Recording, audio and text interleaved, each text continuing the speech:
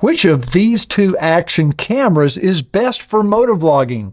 The Insta360 Ace Pro or the GoPro Hero 12 Black?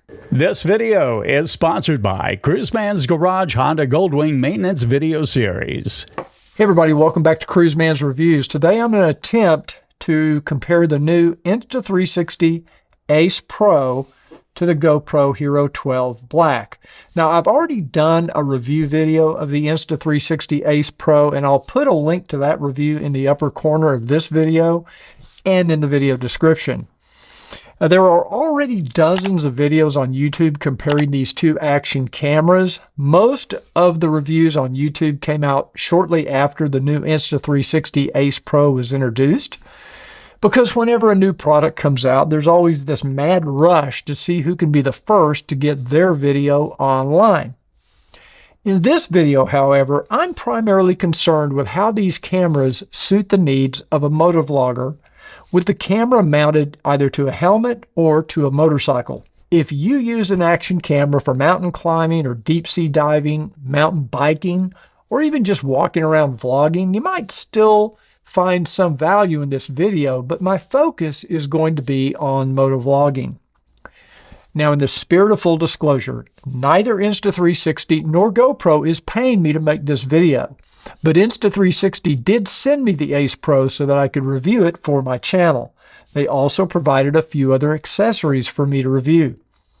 When Insta360 sent me the camera, they did ask me to do a comparison video to the GoPro Hero 12. And at that time, I did not have a GoPro 12. However, shortly after I received the Ace Pro, I got another request from my friends over at Sena to review the Meshport Red. They wanted me to test it with the GoPro Hero 12. So they sent me the GoPro 12 to test with the Meshport. So I did not purchase either one of these cameras. I have, however, purchased two other Insta360 cameras and multiple GoPro cameras over the years. I should mention that the Ace Pro is Insta360's top-of-the-line action camera, but they also sell an Insta360 Ace, which is similar but has fewer features and is less expensive. Now, at the time of this video, the Ace sells for around $379, while the Ace Pro that I'm reviewing sells for about $450, and the GoPro 12 about $399. As far as the physical characteristics of the Ace Pro compared to the GoPro 12, the Ace Pro is slightly larger and noticeably heavier than the GoPro. Now, that's something you might wish to consider if you're planning to mount the action camera on your helmet. The GoPro weighs 153 grams, while the Ace Pro weighs about 183 grams. If you use external audio when you motovlog, like say a lavalier microphone, the GoPro is going to require the addition of their media mod, while the Ace Pro only requires this small little adapter for audio. Now, with the media mod, the GoPro's weight does exceed that of the Ace Pro. Outfitted for external audio, the GoPro weighs 203 grams and the Ace Pro only 190. The Ace Pro is the only action camera sporting a Leica lens, and Leica has a reputation for making great camera glass. However, Insta360 did not equip the Ace Pro with a removable protective lens cover. The lens cover on the GoPro is removable and user replaceable for about $20. Insta360 does offer a 1-year replacement service should you scratch or crack your lens cover, but you'd have to send the camera in for repair. Personally, I've never scratched or damaged a lens cover on any of my action cameras, but it's maybe something you should be aware of. Personally, I wish the lens cover on the Ace Pro was user replaceable, but I wouldn't consider that to be a deal breaker. Both cameras have large and very responsive rear screens that are similar in size and brightness. The user interface on both cameras is good. However, after using the Ace Pro for a few weeks, I think I've kind of grown to like their interface just a bit better than GoPro. But that's probably just a matter of what you get used to. The Ace Pro does have a larger 1/1.3 sensor compared to GoPro's 1/1.9. That larger sensor allows the Ace Pro to capture up to 8K video at 24 frames per second through something called pixel bending, while the GoPro tops out at 5.3K. That larger sensor also captures more light, so it should be better in low light situations, but we're going to put that to the test. So let's talk about 8K video for just a second. Now, I personally would never shoot in 8K. The file sizes are huge, and editing 8K video is just too taxing on the computer than 4K video is. And unless you have a special monitor or an 8K capable television, there really isn't much of an advantage over 4K. There is, however, one advantage that 8K sensor on the Ace Pro does provide, and that's the ability to zoom in 2 times when shooting in 4K without losing any resolution. So basically, by simply tapping that zoom icon on the screen, the camera is in effect cropping in 50%, which gives a 2 times zoom effect while retaining full 4K resolution. Both cameras can shoot 4K at 24, 25, 30, 50, 60, and 120 frames per second. For super slow motion video, both cameras can shoot up to 240 frames per second in full HD. However, the GoPro 12 can shoot up to 240 frames per second in 2.7K. For some reason, the Ace Pro maxes out at 120 frames per second at 2.7K. Only the GoPro 12 can shoot 5.3K video, and it can do so at up to 60 frames per second. Now, this is a nice feature for me because during editing, it allows me some room to crop in on an image, which basically is the same as zooming in while retaining full 4K resolution. On the Ace Pro, if I shoot 4K and I do a crop, it might drop me down to 2.7 or even 1080p. Now, I don't understand the technology well enough to know why Insta360 could not offer 5.3K. Perhaps that is something that can be added later through a firmware update. I don't use an action camera for shooting still photos, but the Ace Pro with the larger sensor can capture up to 48 megapixel still images, while the GoPro is limited to 27 megapixels. Both cameras are waterproof down to 10 meters, and both cameras have 3 built-in microphones. Another feature that GoPro has over the Ace Pro is the ability to shoot 10-bit color, while the Ace Pro is limited to 8-bit color. So what does that mean in a real-world application? Well, 8-bit color can produce up to 64 million colors, where 10-bit can produce over 1 billion colors, basically 64 times that of 8-bit. And while that sounds impressive, I'm not sure if most people would really be able to tell the difference in a Motovlog video. Where you might notice the advantage of 10-bit color would be in gradients or shading. A blue sky, for example, might reveal some visible banding in 8-bit video, yet appear to be smoother in 10-bit. As for batteries, the Ace Pro has a 1650 milliamp hour battery, while the GoPro 12's Enduro battery is 1720 milliamp hours. Now, I tested both cameras at 4K 30 frames per second and was able to record 1 hour and 43 minutes on the GoPro before the battery died. The Ace Pro battery recorded for 1 hour and 32 minutes before calling it quits. One huge feature that the Ace Pro has over the GoPro, in my opinion, is the ability to pause and resume recording. So let's say you're on a ride and you're recording when you decide you want to stop recording for whatever reason. Well, every time you start or stop recording on the GoPro, it creates a separate video clip. Now in editing, you then can combine these clips together to make your video. The Ace Pro will allow you to pause a recording and then resume recording to the same clip. The result is, at the end of your ride, you only have 1 clip to deal with in editing as opposed to 2 or 3 or even more. Even if you turn the camera off and back on, you can go back to a pre-recorded clip and begin recording again from the end of that clip. Now, I think this is one of the most powerful features of the Ace Pro. Both cameras offer the ability to shoot video, photos, multiple variations of time-lapse video, loop recording, and more. but only the Ace Pro offers what they call free frame, which offers a lot of flexibility when editing with their Insta360 Studio app. Features like horizon locking can be added in post-production when shooting in free frame mode. Now, both cameras also allow you to create your own shooting preset modes. However, only the GoPro 12 with the latest firmware update 2.0 allows you to rename your presets through the GoPro Quick phone app. The GoPro has a mode button on the left-hand side of the camera that lets you cycle through photo, video, and time-lapse modes. The Ace Pro lets you switch shooting modes by swiping through them on the screen. Another feature you're going to find only on the Ace Pro is the ability to transform your footage using AI Warp.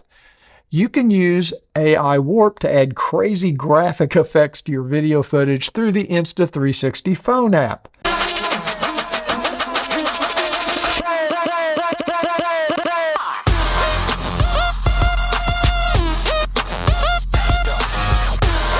Now, I'm not sure I'd use this capability as a motovlogger. It seems a little gimmicky, but it is something that's very unique to this camera, and it's kind of cool.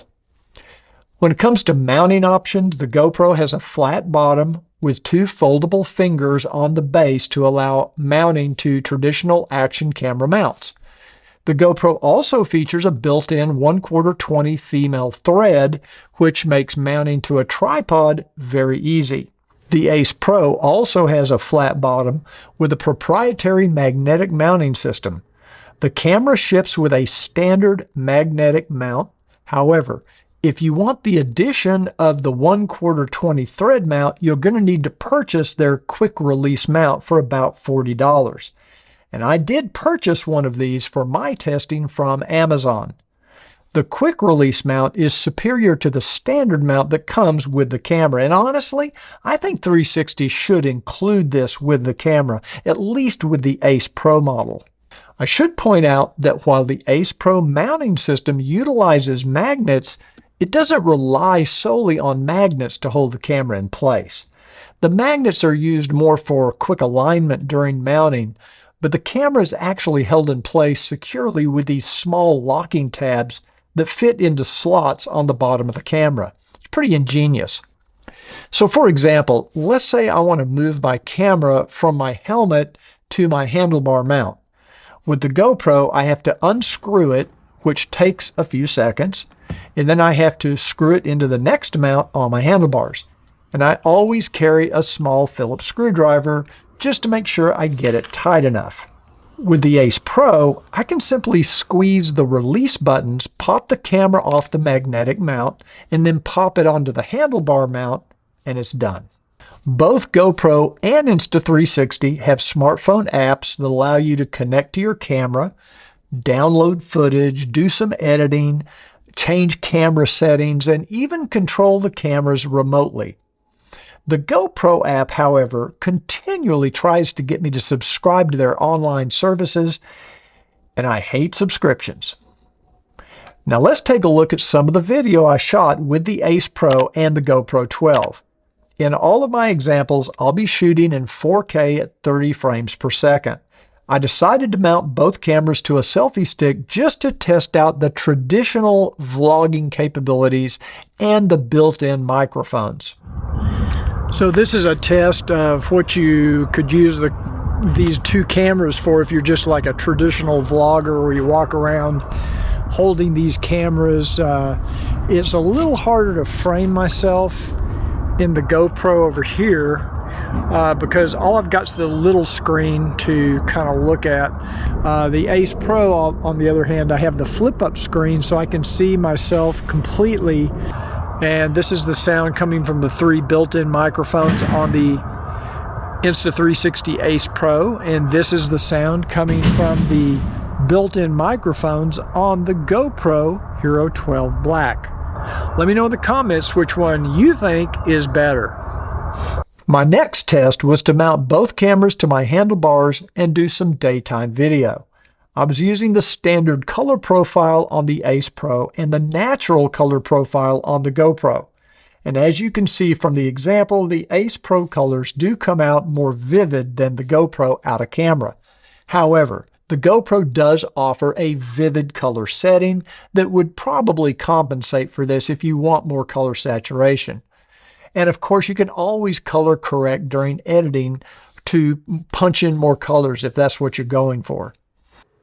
So here I'm on this little ride around the neighborhood, and you are going to notice when I take the turn up here, I do not have horizon lock turned on either camera. Both cameras are at 4K, 30 frames per second. The Insta360 Ace Pro is slightly wider angle than the GoPro in this example, and you're going to notice some lens flare on both cameras.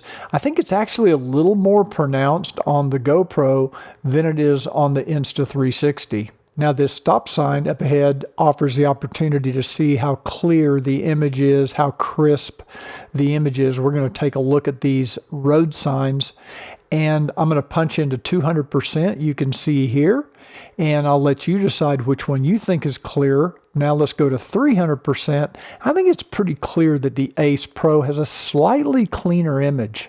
In this next piece of video, let's check out the lens distortion or the warping on the edges.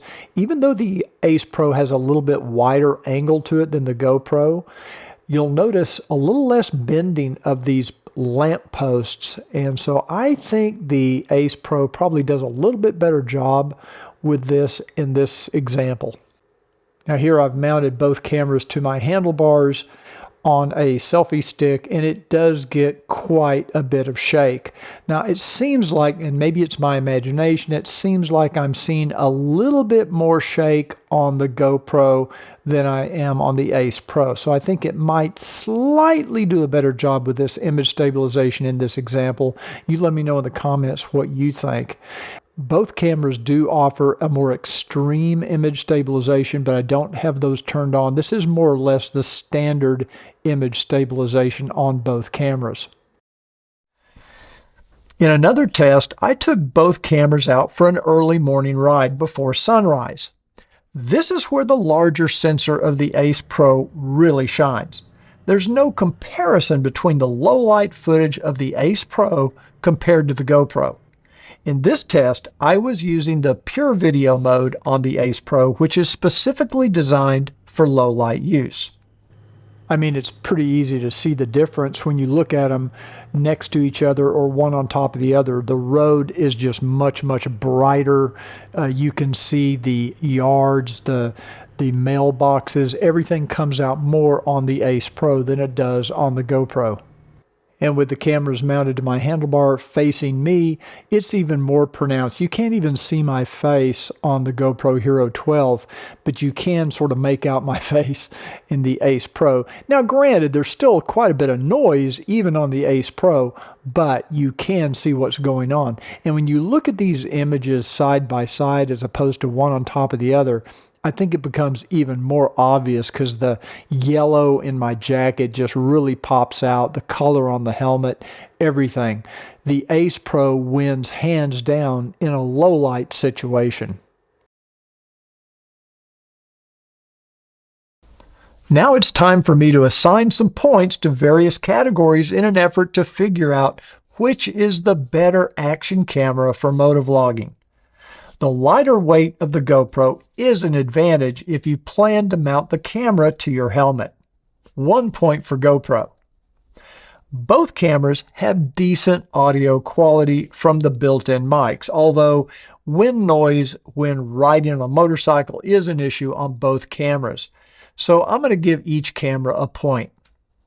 As for external audio, they both do a good job with sound quality, but the Ace Pro gets the point for having the simpler external audio adapter, which is much less complicated than the GoPro's media mod.